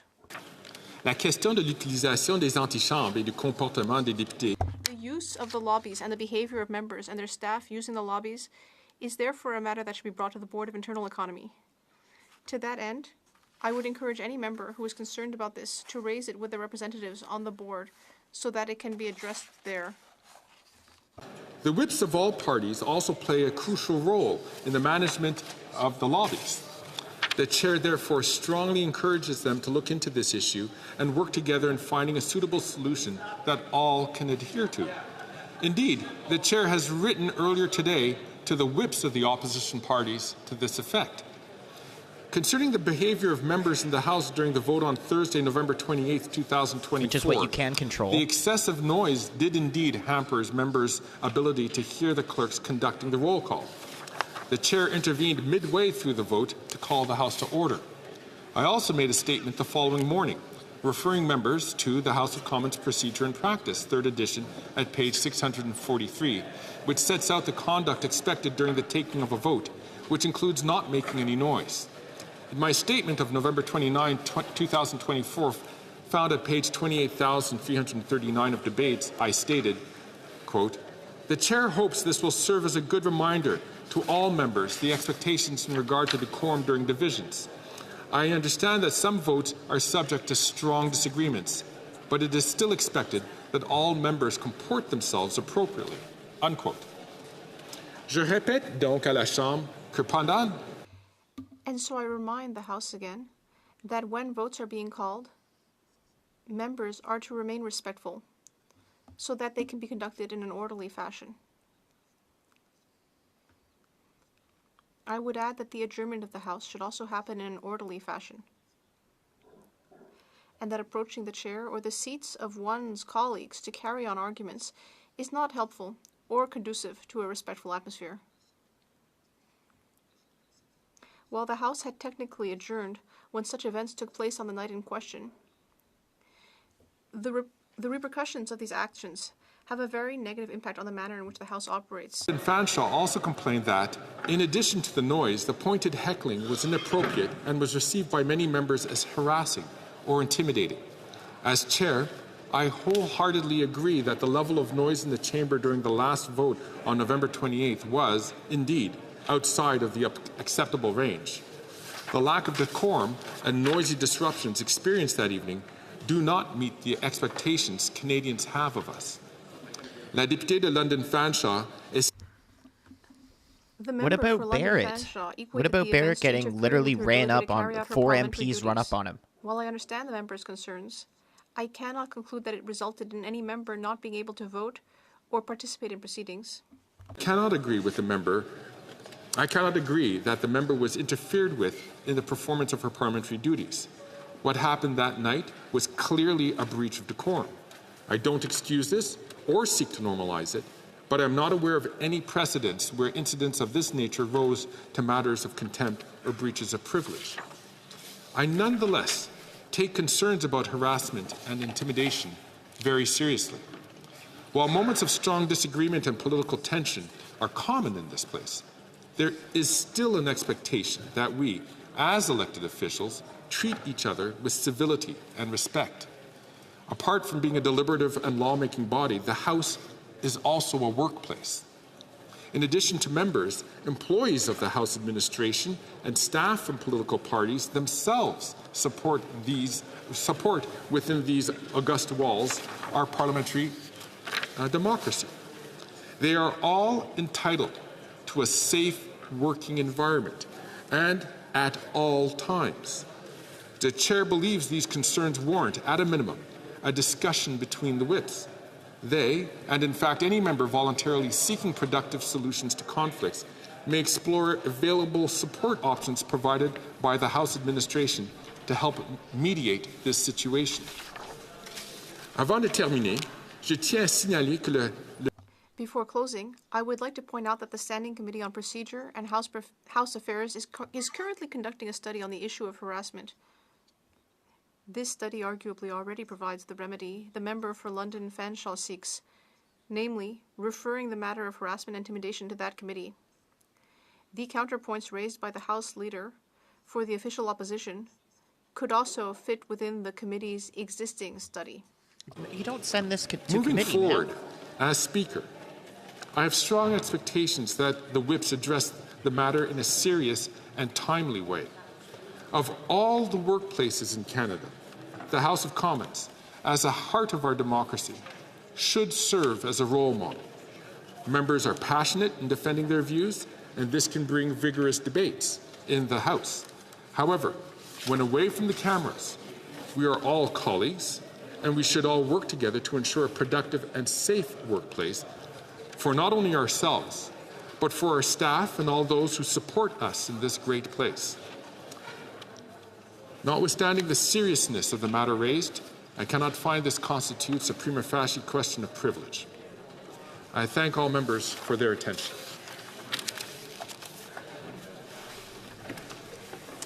I see that the honourable member from Regina Capel is rising on a point of order, I imagine. Speaker, and certainly listen to your ruling.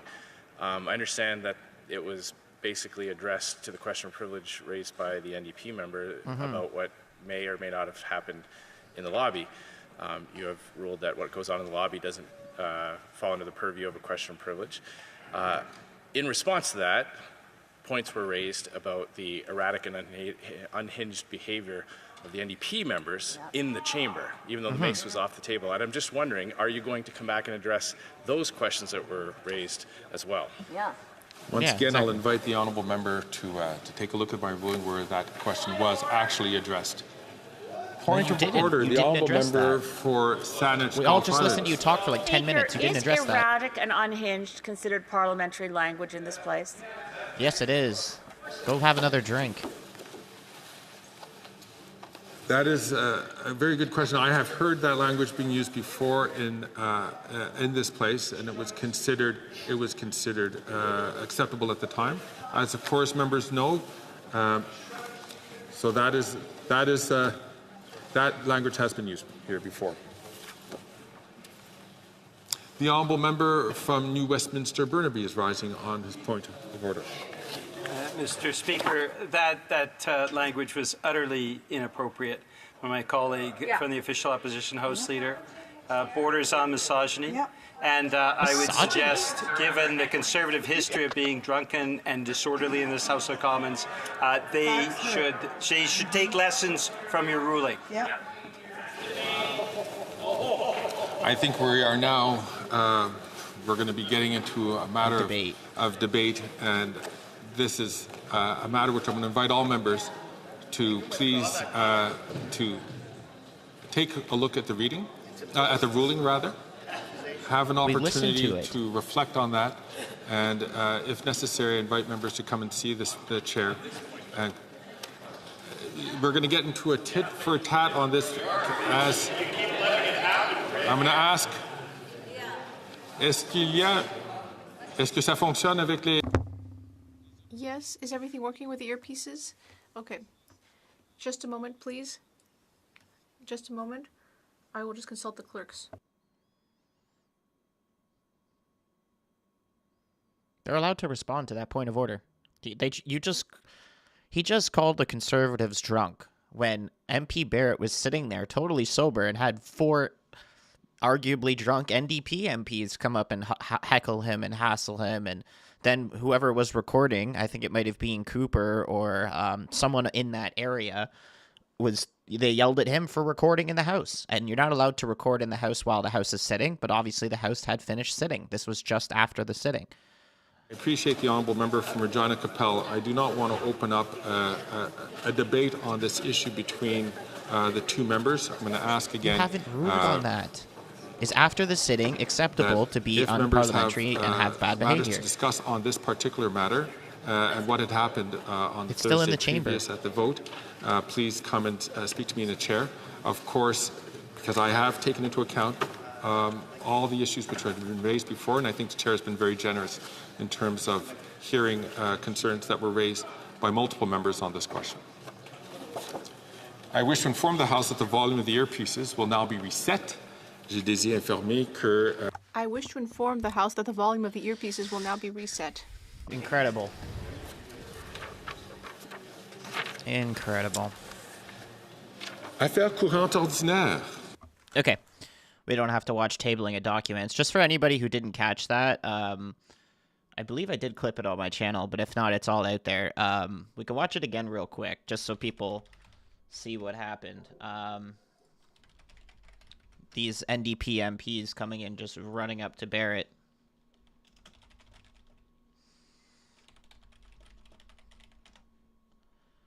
me see if I can find the clip. Yeah, here's the clip.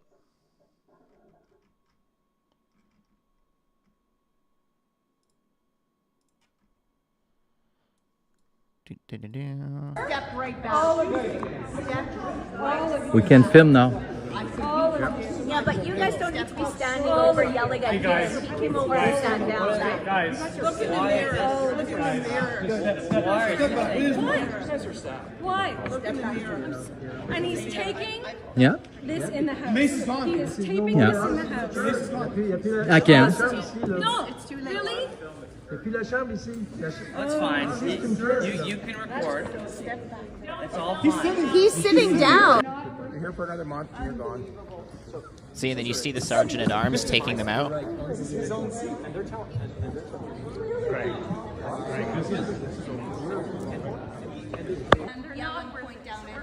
is sitting down. They're not worth it. They're not. You're here for another month, and you're gone. So I don't know at what point. We just listened to Greg talk for 10 minutes. He didn't make a ruling on that. All he did was make a ruling that during the vote, some people were heckling, and I think it was this MP right here. She was mad that she couldn't necessarily know if her vote was cast or not. Greg said, yes, your vote was casted, even though there was some heckling. I did stop the House to make sure that there was order called, and yes, I did record your vote. You're fine. And so he ruled on that today, saying it didn't impede her ability to do her job. She was fine. And now they're accusing of somewhat in this hallway back here that staff members of Conservative MPs were drinking. There's no evidence of that. All they said was they smelt alcohol. Yeah, it's probably because you guys over there have frickin' the Green Party sitting next to you, and you guys probably had some Green Party member or whatever drinking over there. You guys even look like you're not totally sober running up to his... Look at how close you are to MP Barrett. Like, he's sitting down, and all three of you are heckling him. And there's no ruling on this. And what I'd like to know is what MP Scheer just asked is this is after Parliament. This, Parliament usually ends at 7 o'clock or 8 o'clock, depending on what day. And as soon as it's done, the chamber finishes, and that's why he's allowed to record. You actually hear this guy, whoever's recording, you actually hear him say, yeah, I'm allowed to record. We can film now. It says right there. It says we can film now. We can film now. Because as soon as the chamber's done sitting, you're allowed to film in the House. And they get mad at that because they're not familiar with the rules right here. Really? That's fine. You can record. And he can record. So I don't know why there's no ruling on that. That kind of bothers me. Same Housing Act. It will provide the government with the tools to stop rent evictions, dam evictions, and okay, so they're not talking about it yet anymore. They've moved on to tabling of documents, and they're talking about whatever individual things they feel like. So, yeah, just ridiculous. See, is Scheer still talking to Fergus? No, he made his ruling on that, and he's not going to take any more points of orders on it. He says just refer to what I just said, buddy. We sat there and listened to you. You didn't make a ruling on the MPs berating the member for Greenville, Thousand Islands, and Rideau Lakes, which is MP Barrett. So, yeah, just a little ridiculous. And then he says, oh, well, it's not my job to do anything outside the chamber, which is true. It's the Board of Internal Economy, so take it up with them. So, in other words, there's nothing that's going to happen if people are known to be inebriated outside of the chamber and then they walk into the chamber, unless they're falling over onto somebody inside the chamber while a House is sitting, then that's his ruling. But if anybody's drinking outside the chamber, oh well, he's like, that's not my problem. Take it up with your House whips. So he went up to the chair afterwards. I think Fergus might respect his experience. Let's see. Did we miss that? He did go up to the chair afterwards. Introduction of government bills, statements by ministers, reports from interparliamentary delegations. I don't think we're going to hear what they say between each other, though. But MP Scheer is probably saying you need to make a ruling on blah, blah, blah, what we just saw happening afterwards. Thank you, Mr. Speaker. I have the honor to present... Yeah, so he did go up to Greg. Sorry, I'm trying to skip ahead. I don't think we're going to be able to hear what they said to each other. Let's see if he's still talking to Greg, though. Yeah, he still is up there. Okay, so now, and then Scheer just walks out of the chamber. So, I mean, at least Scheer's trying to do his job and trying to get an answer on that, but Greg's probably just like, nope, I made my ruling, which is ridiculous. So, anyway, here, guys, that's pretty much it for question period. We stayed a bit longer afterwards just to listen to those points of orders and Greg's ruling. But we're going to call it here for the live stream because... also, there's no committees today that are going to be decent, so we're not going to be covering any committees. There are 2 that are going on that I would love to cover, but of course they're in camera. They've done a lot of in-camera meetings this week, especially yesterday. So yeah, we're just going to call it here, and we'll be live tomorrow definitely for question period. I'm double checking to see. We'll probably be live in the morning as well at 11 a.m. for either Ogo or Proc. And we might even be live again in the afternoon as well after question period at 3:30 for the ethics committee or the finance committee. Oh, there's also Secu on as well. So yeah, tomorrow will be like a 3-day live stream, or three live streams in the day. It'll be 11 a.m., 2 p.m. for question period, and then again at 3:30 for another committee. So we'll be really busy tomorrow. Mark Holland and Claudie Bidu in committee tomorrow. Do you know what committee that is, Chris? Is that Secu? Or is that Ogo? I think they'd be attending Ogo.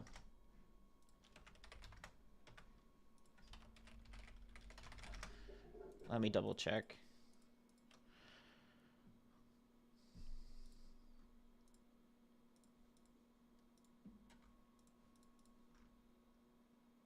Duclos will be at Ogo in the morning, as well as a bunch of deputy ministers in the Department of Public Works, as well as Shared Services Canada. So we might cover Ogo instead of Proc. Proc doesn't look like they really have much going on there. They've got the PCO there, and they're just talking about Canada elections.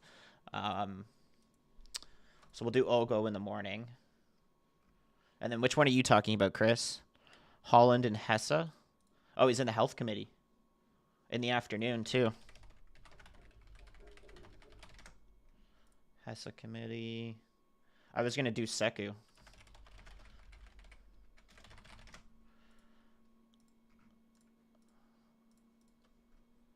Oh, Holland is in Hesse. Okay, that might be good. Oh, man, but at the same time, Secu's covering the impact of Donald Trump's announcement measures on border security and migration. And we've got the CBSA there and the RCMP, and Erin O'Gorman's being called back. And I always think Erin O'Gorman's testimonies are interesting because she's such a bad liar. So I'm not sure which one to cover because those are both going to be good at the same time. There's Mark Holland in the Health Committee, and then in the National Security Committee, there's the CBSA and the RCMP, and they're talking about Trump tariffs. So tomorrow's just going to be a busy, spicy day. That's for sure. We're going to be live in the morning. We're going to be live for question period. We're going to be live again in the afternoon.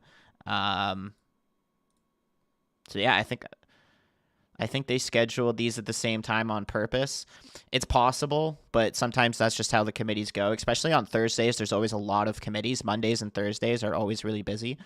Double stream, I can't cover 2 things at once.